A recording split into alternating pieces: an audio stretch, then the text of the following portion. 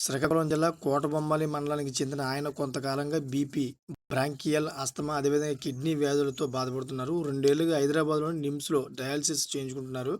శుక్రవారం ఉదయం కూడా ఆయన నిమ్స్‌కి వచ్చి డయాలిసిస్ చేయించుకొని ఇంటికి వెళ్లారు. కానీ ఆ కొద్దిసేపటికే అపస్మారక స్థితిలోకి వెళ్లడంతో కుటుంబ సభ్యులు వెంటనే నిమ్స్‌కి తరలించారు. అన్ని రకాల చికిత్సలు అందించినా ఫలితం లేకపోయిందని, హెచ్‌జే ద్వారా తుదిశ్వాస విడిచారని వైద్యులు వెల్లడించారు. విషయం తెలియగానే Telangana DGP Shivadhar Reddy, intelligence chief Vijay Kumar, నగర పోలీసు కమిషనర్ సజ్జనార్ నిమ్స్ ఆసుపత్రికి చేరుకొని నివాళులర్పించారు.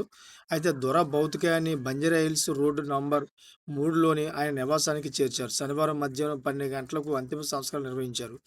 సో, హెచ్‌జే దొర ఆంధ్ర యూనివర్సిటీలో ఎంఏ ఎకనామిక్స్ చదివారు. అదేవిధంగా ఉమ్మడి ఆంధ్రప్రదేశ్ డీజీపీగా 1996లో బాధ్యతలు స్వీకరించిన ఆయన 5 ఏళ్ల పాటు ఆ పదవిలో కొనసాగారు.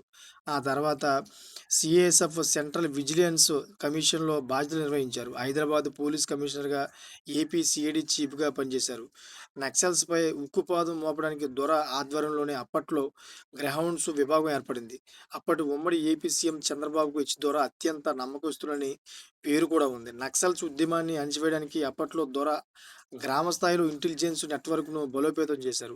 నాటి పీపుల్స్ వార్ హిట్ లిస్ట్‌లో దొర మొదటి వరుసలో ఉండడంతో ఆయన రిటైర్ అయినా కూడా చివరి వరకు హై సెక్యూరిటీ జోన్‌లోనే ఉన్నారు. వివిధ హోదాల్లో పనిచేసిన దొర Indian Olympic weight lifting association అధ్యక్షుడిగా కూడా పనిచేశారు. రచయిత, జర్నీ త్రూ అదేవిధంగా టర్బులెంట్ టైమ్స్ అదేవిధంగా ఎన్టీఆర్‌తో నేను అనే పుస్తకాలు రాశారాయన.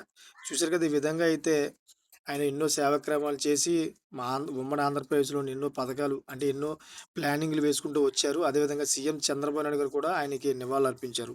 ఇటువంటి లేటెస్ట్ ఇన్ఫర్మేషన్ కోసం ఛానెల్ సబ్స్క్రైబ్ చేసుకోండి. Thank for watching friends.